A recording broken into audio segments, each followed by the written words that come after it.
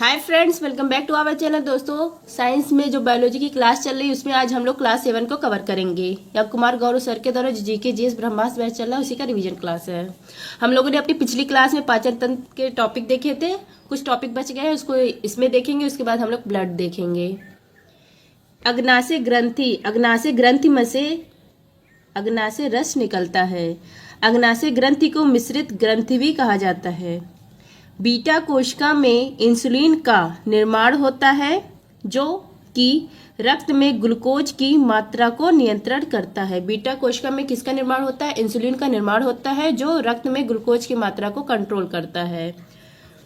क्योंकि अगर रक्त में शर्करा की मात्रा बढ़ जाएगी तो डायबिटीज रोग हो जाएगा, मधुमेह रोग हो जाएगा, जिसको शुगर बोला जाता है। नेक्स्ट है आपका इंसुलिन। इंसुलिन आपका हार्मोन है और इसकी खोज की थी इंसुलिन की बेस्ट और बैटिंग ने। नेक्स्ट है आपका छोटी आंत। छोटी आंत के 3 भाग हैं, ग्रहणी, जेजुनम और इलियम। ग्रहणी को हमने पिछली क्लास में देख लिया है, इसको ड्यूडेनम भी कहा जाता है। इसको पूर्ण पाचक रस कहा जाता है क्योंकि इसमें कार्बोहाइड्रेट, वसा, प्रोटीन तीनों का पाचन होता है। और जेजुनम में कोई पाचन नहीं होता है। उसके बाद आता है इलियम। यहाँ पाचन समाप्त हो जाता है। तो पाचन कहाँ पर समाप्त हो जाता है? इलियम में पाचन समाप्त हो जाता है। यहाँ पर रसांकुर होते हैं जिसमें आवश्यक पदार्थों का अवशोषण होता है। इलियम में रसांकुर होते हैं जिसमें आवश्यक पदार्थों का अवशोषण होता है।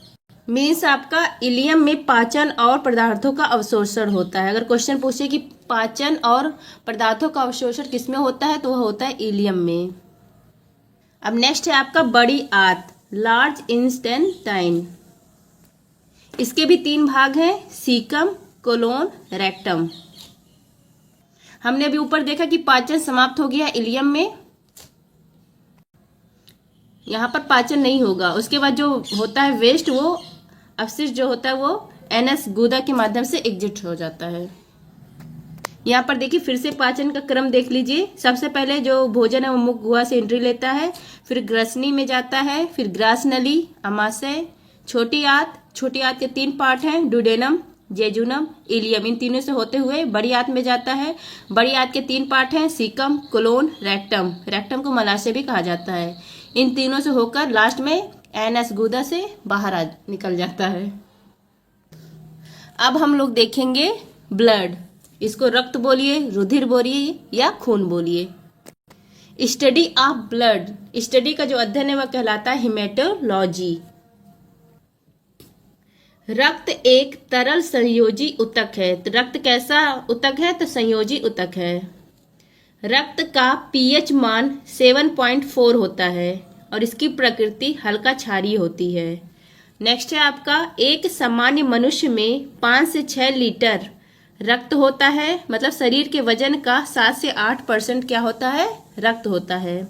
अगर किसी का वेट 70 किलोग्राम है तो उसके अंदर 4 से 4.9 लीटर रक्त होगा। नेक्स्ट है आपका रक्त का निर्माण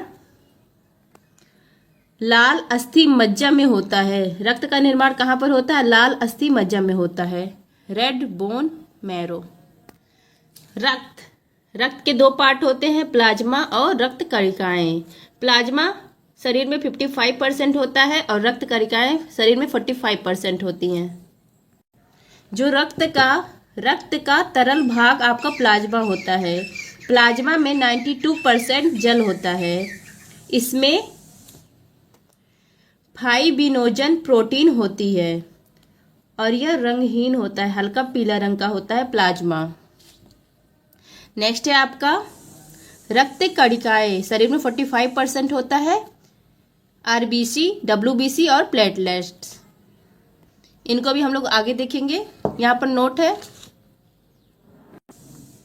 प्लाज्मा में क्या पाया जाता है? कौन सा प्रोटीन? फाइब्रिनोजन प्रोटीन पाया जाता है। अगर इसको निकाल दिया जाए प्लाज्मा में से तो वह बन जाता है सीरम। तो फाइब्रिनोजन रहित प्लाज्मा को सीरम कहते हैं। नेक्स्ट है आपका आरबीसी, लाल रक्त कणिकाएं। इसको इरिथोसाइट्स भी बोलते हैं, आरबीसी को। आरबीसी का जीवन काल होता है 120 दिन।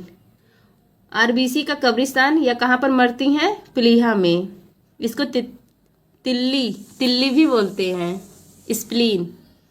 जो प्लीहा है इसको कहा जाता है ब्लड बैंक ऑफ बॉडी, क्योंकि आरबीसी जो है सब आकर यहीं पर इकट्ठा होती हैं, इसीलिए इनको ब्लड बैंक ऑफ बॉडी बोला जाता है। नेक्स्ट है आपका कि आरबीसी की संख्या मेल में होती है 55 लाख प्रति घन यमयम और फीमेल में होती है 45 लाख प्रति घन यमयम। नेक्स्ट है आपका कि मलेरिया और एनीमिया, जब ये दोनों रोग होते हैं तो आरबीसी प्रभावित होती है। मलेरिया और एनीमिया रोग। एनीमिया खून की कमी, रक्त अल्पता, इन दोनों की कमी से आरबीसी प्रभावित होती है। यहाँ पर नोट है, आरबीसी में केंद्रक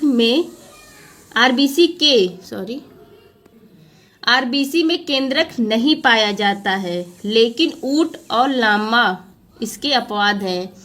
ऊंट और लामा में केंद्रक पाया जाता है, ऊंट और लामा के आरबीसी में और नहीं पाया जाता है। लामा क्या है? या भी मतलब एक जानवर है, एंडीज पर्वतमाला साउथ अमेरिका में पाया जाता है। नेक्स्ट है आपका कि ऊंचाई पहाड़ों में रहने वाले लोगों के अंदर आरबीसी की जो संख्या है वह अधिक होती है, इसलिए वहां के लोग लाल होते हैं। क्योंकि ऊंचाई पर जब लोग ऊंचाई पर कोई भी रहता है तो वहां पर ऑक्सीजन की मात्रा कम हो जाती है, और आरबीसी में हमारा हीमोग्लोबिन पाया जाता है जो काम करता है इसका काम है O2 का परिवहन करना। तो आरबीसी की संख्या बढ़ जाती है ऊंचाई पर, और शरीर जिससे लाल हो जाता है वहां के लोगों का जो ऊंचाई पर रहते हैं, क्योंकि ऊंचाई पर ऑक्सीजन की मात्रा कम पाई जाती है। नेक्स्ट है आपका हीमोग्लोबिन में लौह फेरस पाया जाता है, आयरन इसको कहिए, लौह धातु पाया जाता है, और पर्णहरित क्लोरोफॉर्म में मैग्नीशियम धातु पाया जाता है। नेक्स्ट है आपका WBC श्वेत रक्त कणिकाएं, इसको ल्यूकोसाइट बोलते हैं। WBC को शरीर का सैनिक, गार्ड, आर्मी भी बोलते हैं। इनकी संख्या होती है लगभग 10,000 और इनका जीवन काल होता है लगभग 2 सप्ताह, मान लीजिए 15 दिन, लगभग बोला गया है। नेक्स्ट है आपका नोट, WBC की संख्या में अनियंत्रण वृद्धि अगर हो जाती है तो कौन सा रोग होता है? ल्यूकेमिया रोग होता है। इसको ब्लड कैंसर बोला जाता है, ल्यूकेमिया रोग को, जब WBC की संख्या ज्यादा हो जाती है। नेक्स्ट है आपका WBC के प्रकार। WBC 5 प्रकार की होती है, 2 होती है कणिका रहित और 2 होती है कणिका युक्त। कणिका रहित मतलब इसमें कण नहीं होंगे, और कणिका युक्त इसमें कण होते हैं। इनको जो कणिका रहित होते हैं इनको बोलते हैं अग्रेन्यूल, और जो कणिका युक्त होते हैं उसको बोलते हैं ग्रेन्यूल। कौन कौन से है कणिका रहित? लिम्फोसाइट, मोनोसाइट, ये आपका कणिका रहित है, और कणिका युक्त है आपका न्यूट्रोफिल, बेसोफिल और इयोसोनोफिल। अगर आपसे पूछा जाए कि आकार की दृष्टि से सबसे बड़ा WBC कौन सा है तो वह है मोनोसाइट, लेकिन संख्या की दृष्टि से सर्वाधिक कौन है? वो है न्यूट्रोफिल, और सबसे कम कौन है? वो है बेसोफिल। फ्रेंड, जिसका भी इसको PDF चाहिए वो टेलीग्राम पर सर्च करेगा @justdoityaar, वहां पर मेरा चैनल आ जाएगा, वहां से आप लोग PDF ले सकते हैं। नेक्स्ट है आपका प्लेटलेट्स, इसको बिम्बाणु बोलिए या प्लेटलेट्स बोलिए। इसको कहा जाता है थ्रोम्बोसाइट, इसको प्लेटलेट्स को थ्रोम्बोसाइट भी बोला जाता है। इनका कार्य क्या है? रक्त का थक्का जमाना किसका कार्य है? प्लेटलेट का काम है। जब कोई कट लग जाता है तो थोड़ा सा ब्लड बहता है, उसके बाद अपने आप जो थक्का जम जाता है वही आपका क्या है? प्लेटलेट्स है। इनकी संख्या कितनी होती है शरीर में? 1.5 लाख से 4.5 लाख हमारे शरीर में प्लेटलेट्स होते हैं, और इनका जीवन काल 1 सप्ताह होता है, 7 से 8 दिन। डेंगू रोग में प्लेटलेट्स में कमी होती है। जब डेंगू रोग हो जाता है तो किसकी कमी होती है? प्लेटलेट्स की कमी होती है, और इसको डोनेट भी किया जाता है। जिसको डेंगू रोग होता है, बहुत लोग, अगर उस रोग से प्लेटलेट्स की कमी हो जाती है तो प्लेटलेट्स डोनेट करके उसको चढ़ाया जाता है। नेक्स्ट है आपका ब्लड ग्रुप, रक्त समूह। इसकी खोज की थी ब्लड ग्रुप की लैंड स्टीनर ने 1902 में। रक्त समूह का निर्धारण एंटीजन से होता है। रक्त समूह का निर्धारण किससे होता है? एंटीजन से होता है। एंटीजन आरबीसी की सतह पर पाया जाने वाला प्रोटीन है। एंटीजन कहाँ पाया जाता है? आरबीसी की सतह पर पाया जाता है। या दो प्रकार का होता है, एंटीजन ए और एंटीजन बी। और एक होता है एंटीबॉडी। एंटीजन का विपरीत होता है एंटीबॉडी। प्लाज्मा में घुली होती है एंटीबॉडी, और यह भी दो प्रकार का होता है, स्मॉल ए स्मॉल बी। अब यहाँ पर देखिए ब्लड ग्रुप बना है। Blood group, antigen, antibody. अगर ब्लड ग्रुप ए है तो एंटीजन भी ए होगा, लेकिन जो एंटीबॉडी होगा, क्योंकि एंटीजन के विपरीत होता है, तो ये होगा small B. Blood group B है, एंटीजन भी बी होगा, लेकिन इसके विपरीत एंटीबॉडी होगा small A. Blood group A B है, एंटीजन भी ए और बी होगा, और यहाँ पर नील हो जाएगा। फिर ब्लड ग्रुप आपका ओ है और एंटीजन नील है, तो यहाँ पर ब्लड जो एंटीबॉडी है वह होगा स्मॉल ए और स्मॉल बी। नेक्स्ट है आपका रक्तदान, ब्लड डोनेशन। जो ब्लड ग्रुप ए है, यह ब्लड ग्रुप मतलब ए का ले सकता है और ओ का भी ले सकता है। बी का भी ले सकता है, ओ का भी ले सकता है। ए बी का भी ले सकता है, ए का भी ले सकता है, बी का भी ले सकता है, ओ बी का भी ले सकता है, क्योंकि ए बी वाला किसी से भी ले सकता है। जो ए बी ब्लड ग्रुप है वह किसी भी ग्रुप से ले सकता है, खुद का ले सकता है, ओ का ले सकता है, ए का ले सकता है और बी का ले सकता है। और जो ब्लड ग्रुप ओ है यह किसी को भी दे सकता है, खुद को दे दिया, ए को दे दिया, बी को दे दिया, ए बी को दे दिया। नेक्स्ट है आपका ब्लड ग्रुप निर्धारण। माता का अगर ब्लड ग्रुप ए बी है और पिता का ब्लड ग्रुप ए बी है, तो इसको ऐसे दो पार्ट में तोड़ देते हैं। ब्लड ग्रुप मतलब ऐसे, यहाँ पर ए बी, फिर ए को ए से, फिर ए को बी से, बी को ए से, और फिर बी को बी से। तो यहाँ पर आपका बन गया ए बी बी बी। ए आपका हो गया ब्लड ग्रुप ए बी आपका है ही, ए बी है ही, और ये हो गया बी ब्लड ग्रुप बी। तो जो बच्चा होगा, बच्चा का जो ब्लड ग्रुप होगा वह जो ए बी होगा वो 50% चांस है, ए का 25% चांस है और बी का 25% चांस है। ऐसे ही आपका अगर माता का ब्लड ग्रुप बी है और पिता का ब्लड ग्रुप ए बी है, तो बी है, अगर कोई भी नहीं है तो वहां पर हम ब्लड ग्रुप ओ लिख देते हैं। यहाँ क्योंकि बी था अकेला, तो यहाँ पर हम लोगों ने ब्लड ग्रुप ओ लिख दिया, और यहाँ ए बी है तो इसको ऐसे तोड़ दिया। फिर ये आपका बी वाला ए से करेगा, फिर यही बी वाला बी से करेगा, ओ वाला ए से करेगा और यही ओ वाला बी से करेगा। तो यहाँ पर A B A O B, ए ओ आपका ए बना लिया, ओ बी आपका बी बना लिया। तो बच्चा जो है बी ब्लड ग्रुप 50% है, ए ब्लड ग्रुप 25% है और ए बी ब्लड ग्रुप 25% है चांस उसके होने का। ऐसे ही यहाँ पर है माता का ब्लड ग्रुप ओ है, पिता का ब्लड ग्रुप ओ है, तो इनको हम लोगों ने दो पार्ट में तोड़ दिया, ओ। अब ये यहाँ सब ओ से ही मिलेगा तो ओ ही बनाएगा, तो बच्चा के अंदर ब्लड ग्रुप 100% ओ ही होगा। ऐसे यहाँ पर माता मम्मी का ब्लड ग्रुप ए बी है और पिता पापा का ब्लड ग्रुप ओ है, तो ये हो गया, तोड़ दिए ए और बी में, और इसको ओ में तोड़ दिए, तो ये ए और ओ मिलकर ए बना दिया, ए और ओ मिलकर फिर ए बना दिया, बी और ओ मिलकर बी बना दिया, बी और ओ मिलकर बी बना दिया। तो बच्चा है 50% चांस है कि उसका ब्लड ग्रुप ए होगा और 50% चांस है उसका ब्लड ग्रुप बी होगा। नेक्स्ट है आपका आरएच फैक्टर। आरएच फैक्टर इसकी खोज की थी लैंडस्टीनर और वीनर ने। इसकी खोज रीसस नामक बंदर में हुई थी, इसलिए इसे आरएच फैक्टर बोलते हैं।